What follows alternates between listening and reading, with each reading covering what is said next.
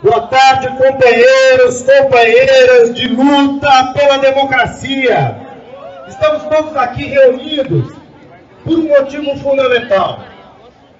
Passados exatos 52 anos da decretação do golpe militar de 1964, novamente a sociedade brasileira é chamada a se levantar no sentido da defesa das instituições democráticas e do Estado de Direito. Em 1964, nós vivemos um momento golpista que em vários aspectos se assemelham ao momento que nós estamos vivendo hoje. O golpe militar de 64 não se originou em março de 64. Ele se origina muito antes. Ele se origina ainda durante os anos 40 e principalmente durante os anos 50, quando as forças reacionárias da direita brasileira, representadas pelas instituições patronais, pelo grande empresariado nacional, pelo grande empresariado internacional, sob a tutela dos governos dos Estados Unidos, com apoio maciço e integral da grande mídia monopolizada no país, com apoio dos grupos mais radicais da direita anticomunista e fascista. Novamente, nós vemos um ambiente semelhante a esse hoje, em 2016. Em 1954, as forças golpistas, amparadas também no apoio dos militares, pressionaram um governo desenvolvimentista com franco apoio da classe trabalhadora, a ponto de levar ao suicídio da maior liderança política da história do país de até então, Getúlio Vargas. 1954, quando Getúlio Vargas se suicida, ele adia por 10 anos o golpe que nós viveríamos em 1964. Mas o golpe não acaba em 54, ele vai estar latente por anos e anos ainda. Antes da posse de Juscelino Kubitschek, também há uma iniciativa golpista de forças leais à direita brasileira, que diziam o seguinte: JK não será eleito, e se for eleito, não tomará posse, e se tomar posse, não vai governar, porque nós vamos dar um golpe nele. JK foi eleito, JK tomou posse, JK se transformou num dos mais importantes líderes políticos da história do nosso país e alavancou o desenvolvimento nacional para todos os brasileiros, reduzindo desigualdades profundas e ampliando os meios de desenvolvimento econômico do nosso país.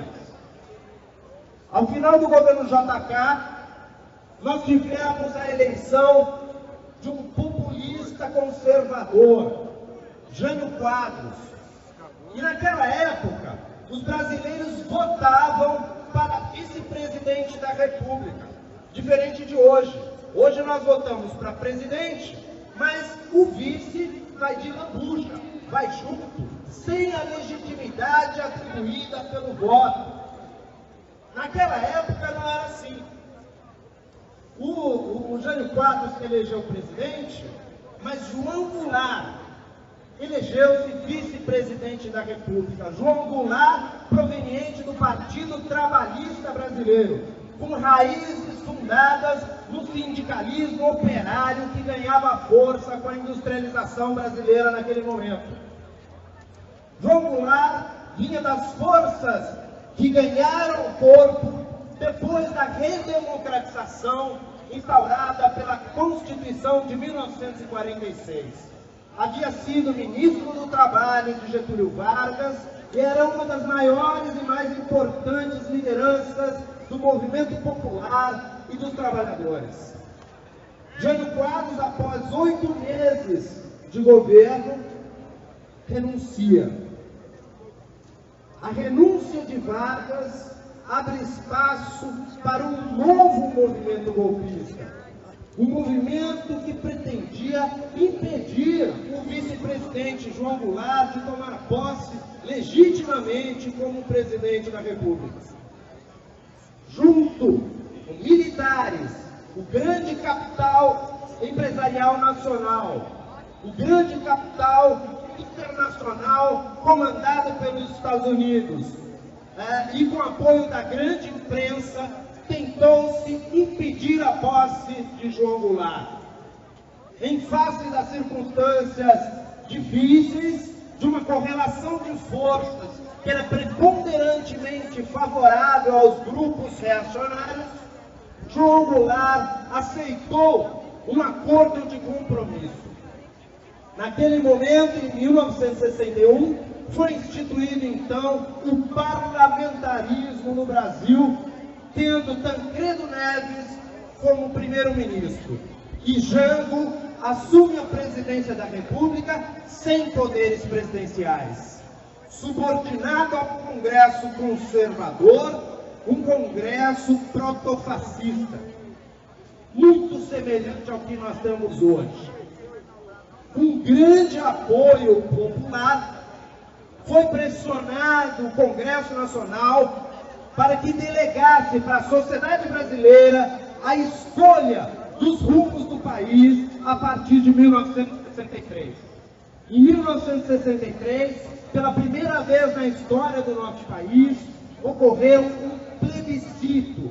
Plebiscito é a expressão máxima da democracia, porque ele representa a tomada de decisão direta da sociedade acerca de um tema polêmico. Não são representantes, é diretamente a sociedade que escolhe.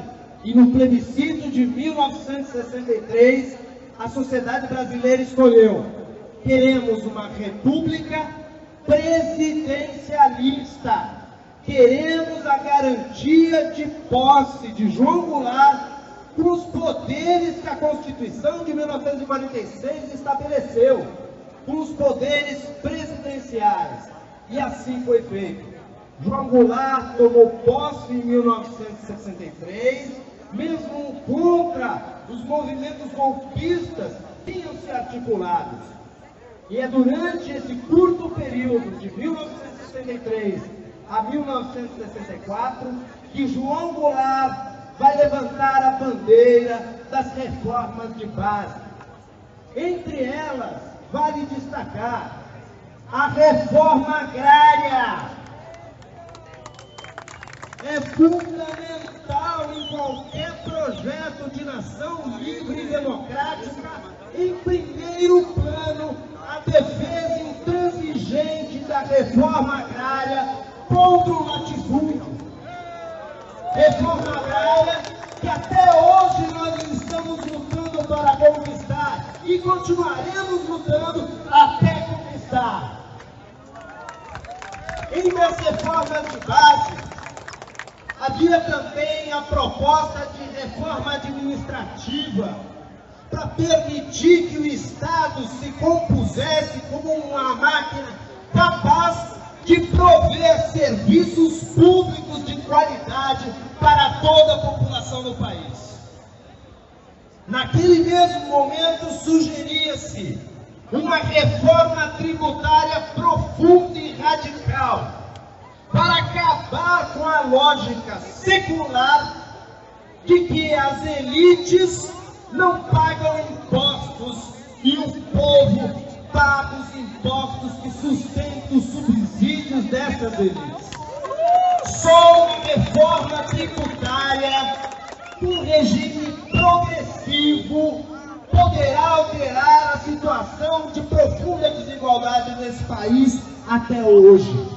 A reforma tributária, que hoje está fora da nossa pauta, jamais foi realizada no sentido da equalização social, no sentido da justiça social, no sentido da garantia dos interesses dos mais pobres, da classe trabalhadora.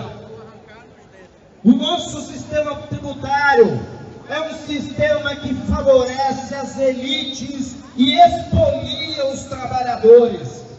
É fundamental uma reforma de base que remonte o sistema tributário brasileiro. Hoje, a Fiesp bota um pato na esplanada dos ministérios porque não quer pagar imposto. Mas a Fiesp não diz que os ricos desse país pagam 30% dos impostos e arrecadam 78% da riqueza nacional, enquanto os pobres pagam 70% dos impostos desse país e recebem menos de 20% da riqueza nacional. A Fiesp não quer pagar mais imposto. Por quê? Porque quer continuar no mesmo caminho que as elites reacionárias desse país escolheram para expoliar os trabalhadores. Quer continuar a usar o Estado como meio de acumulação e de exploração da classe trabalhadora. A bandeira de João Goulart pela reforma tributária ainda está tremulando. Precisamos recolocar na pauta desse país a necessidade da reforma tributária. No momento de crise, em que não é mais possível manter um sistema do ganha-ganha, naquele que os empresários ganham, mas que os trabalhadores também ganham, é o momento de fazer com que os empresários, os capitalistas, as elites desse país paguem para garantir um sistema público de serviços de educação, saúde, saneamento, transporte e habitação de qualidade para todos. Mas os ricos não querem isso. Os ricos não aceitam pagar imposto para ser redistribuído através de serviços públicos de qualidade.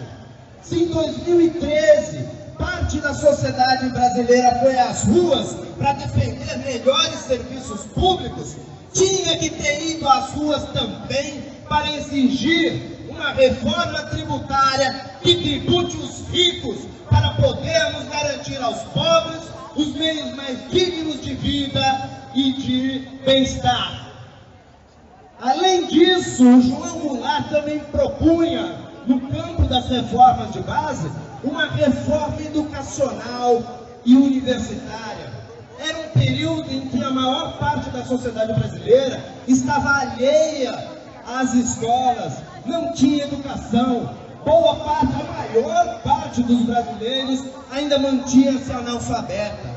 Era preciso universalizar a educação, era preciso garantir ensino superior de qualidade para a sociedade, de forma a promover o salto para o desenvolvimento. Sem conhecimento, sem educação, ciência e tecnologia, nenhuma nação pode ser soberana. João Goulart sabia muito bem disso, porque ele sabia que estava submetido a um regime imperialista subordinado aos interesses estrangeiros do grande capital. Exatamente porque as reformas de base tocavam na ferida e nos interesses das elites dominantes, é que se articulou de forma orquestrada o golpe de 64. Neste golpe, novamente, assim como em 54, assim como em 61, as forças reacionárias se uniram contra um presidente democraticamente eleito.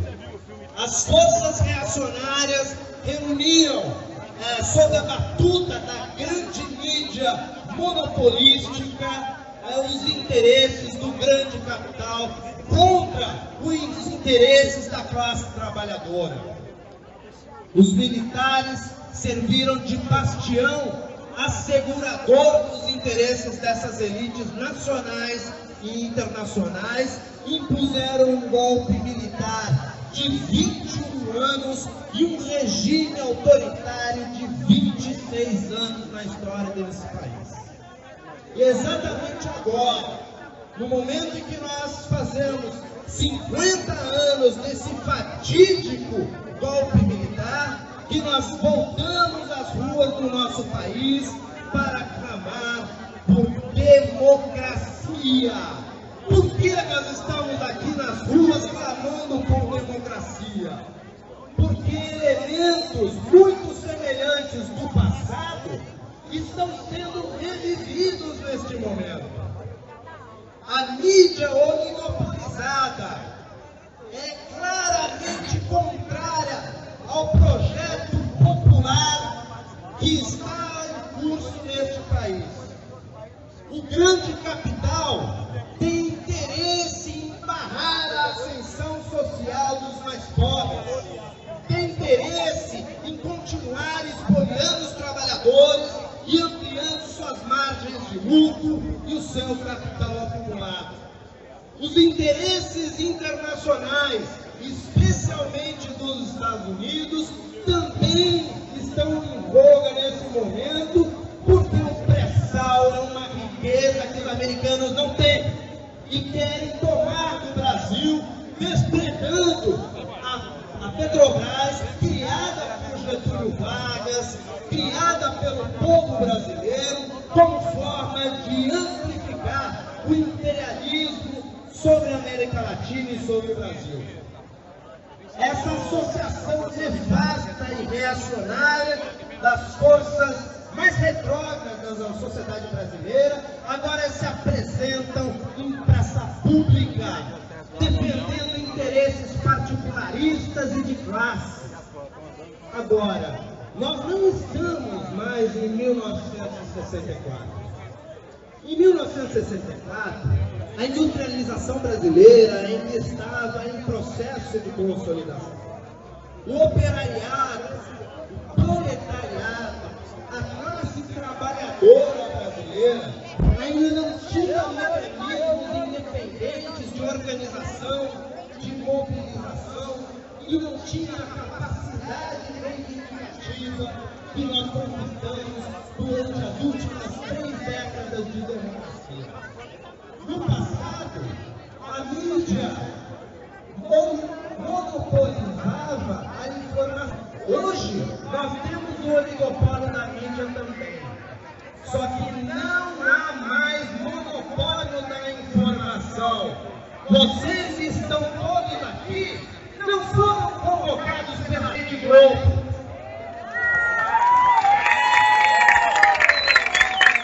No passado, as forças militares deram guarida ao golpe reacionário que se inaugurou em 1964.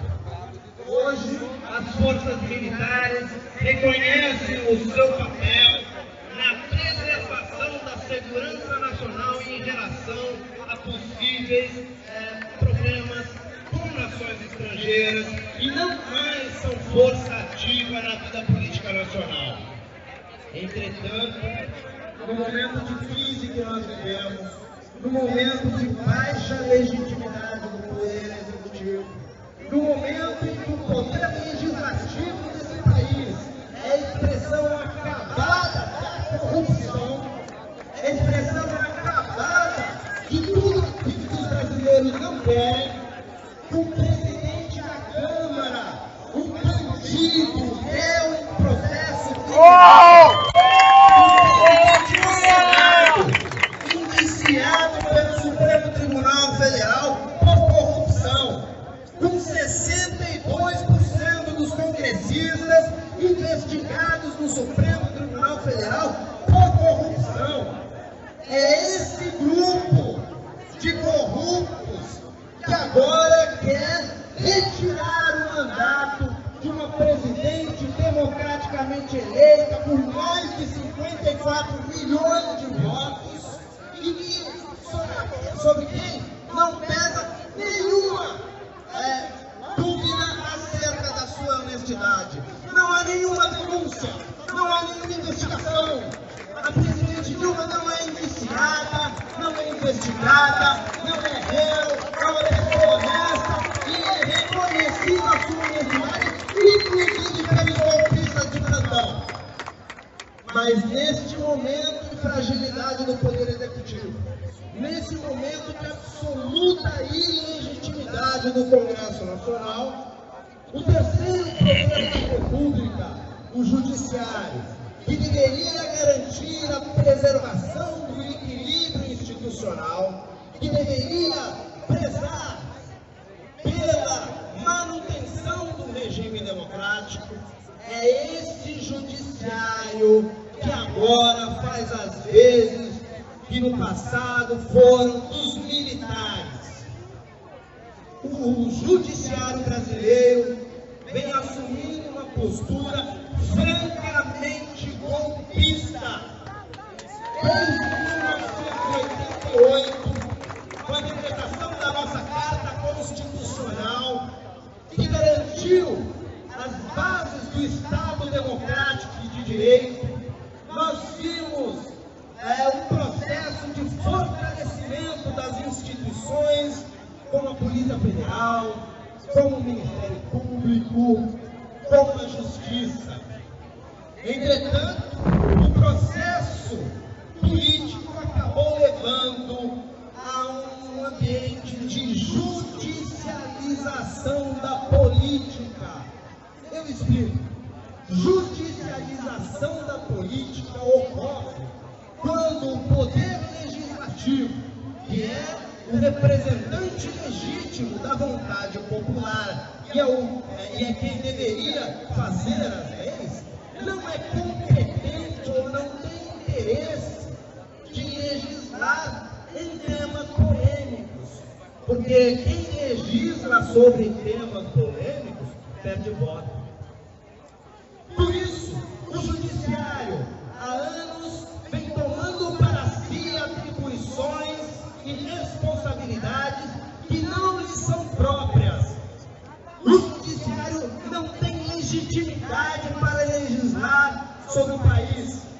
Os juízes não foram eleitos, não são representantes escolhidos pela sociedade e por isso não podem tomar, às vezes, de poder legislativo.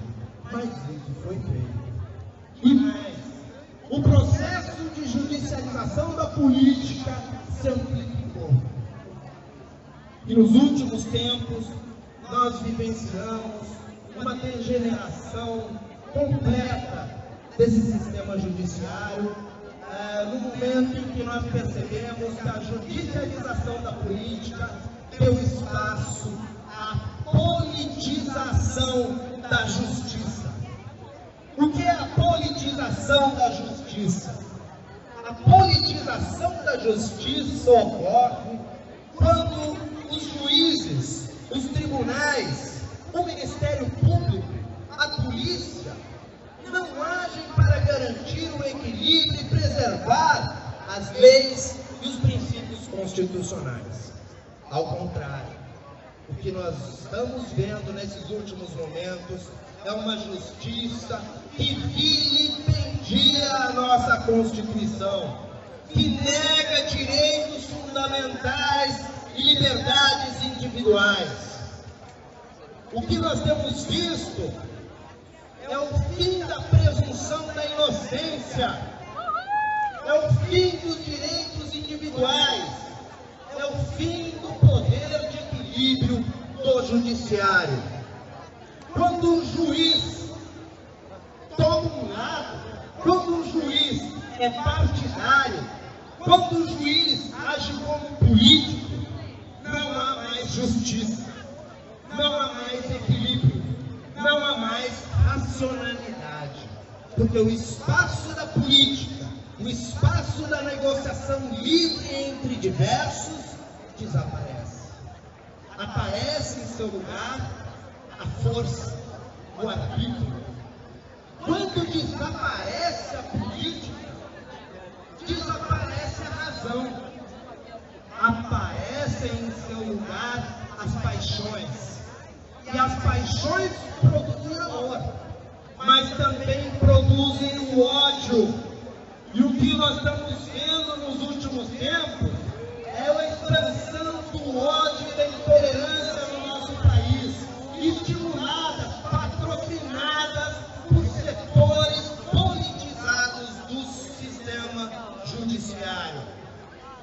Recentemente, a partir da Operação Lava Jato, nós percebemos que o Ministério Público, a Polícia Federal, em associação com a Justiça Federal, tem um intento que não é de acabar com a corrupção. O intento é de acabar com as forças populares democráticas desse país. E, portanto, vem flagrantemente negando os princípios constitucionais e do Estado de Direito, com prisões arbitrárias, prisões preventivas injustificadas, a interposição de grampos ilegais, e aqui eu não me refiro apenas àquele entre a presidente da República e o presidente Lula. Outras disputas ilegais foram colocadas pela polícia a mando dos comandantes da Operação Lava Jato, a exemplo daquela que foi encontrada na cela de Alberto Lucena. Esse tipo de coisa só acontecia no período da ditadura. Mas não é só isso que está acontecendo. Os advogados de defesa estão sendo proibidos de ter acesso aos autos do processo para garantir uma justiça equilibrada e para garantir a regularidade dos processos judiciais. Aliar os advogados de defesa do acesso aos autos do processo é colher a possibilidade da livre defesa. Isso só acontecia no período da ditadura militar. Mas, a mando do juiz Sérgio Moro, 25 advogados de defesa foram grampeados. Isso é uma ilegalidade flagrante. Vai contra todos os princípios que ancoram o direito do nosso país. Mais do que isso, o juiz Sérgio Moro e sua equipe na Lava Jato vem tomando para si poderes que não lhes são próprios, abusando das suas competências, legislando, investigando e julgando casos em todos os países, versando sobre os mais variados temas que não competem à vara de Curitiba. Vem negando o poder exclusivo do Supremo Tribunal Federal no julgamento de autoridades com prerrogativa de foro, negando a autoridade do Supremo e se auto-atribuindo uma autoridade de que não dispõe. Isso tem um nome, é arbitrariedade. Isso tem um nome, é ditadura judiciária. Não podemos aceitar de nenhuma forma que os direitos e liberdades cidadãs sejam tolhidos. No episódio recente da condução coercitiva do presidente Lula, ficou patente a parcialidade da justiça.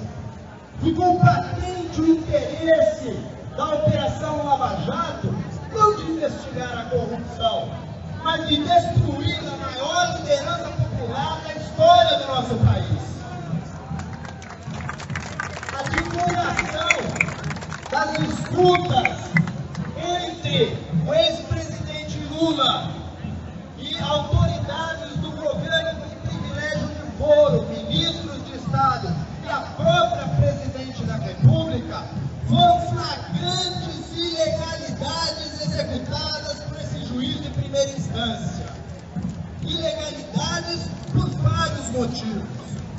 Os tais grampos não tinham autorização judicial para serem feitos. Os tais grampos jamais poderiam ter sido investigados por um juiz de primeira instância por envolver autoridades com privilégio de foro, que só podem ser investigadas pelo Supremo Tribunal Federal.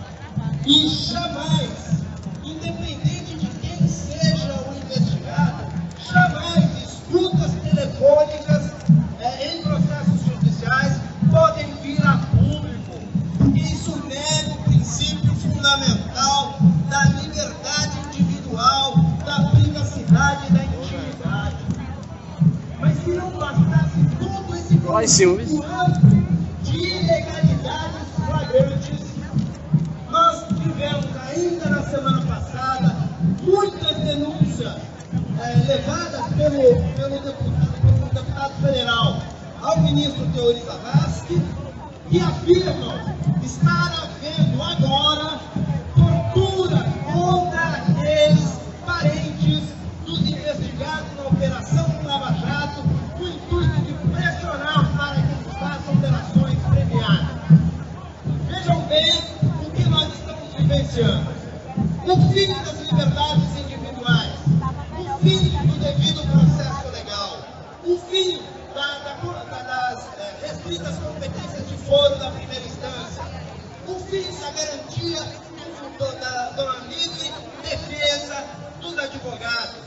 Mais do que isso, a arbitrariedade que leva a torturas, investigações ilegais, e tudo isso sob o manto protetor e amparador da grande mídia nacional. Nós não estamos aqui apenas para defender a presidente Dilma, que temos que fazê-lo, mas nós estamos aqui mais do que isso, para defender a preservação do Estado democrático e de direito. Estamos aqui para defender a democracia.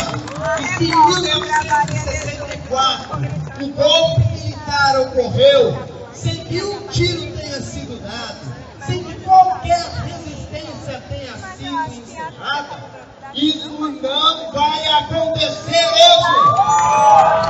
A classe trabalhadora está preparada para resistir e resistirá. Não vão ter golpe, luta! Não vai ter golpe, é luta! Obrigado, professor Artigas, em nome da Frente do Brasil Popular, com as entidades que fazem parte, a CUT,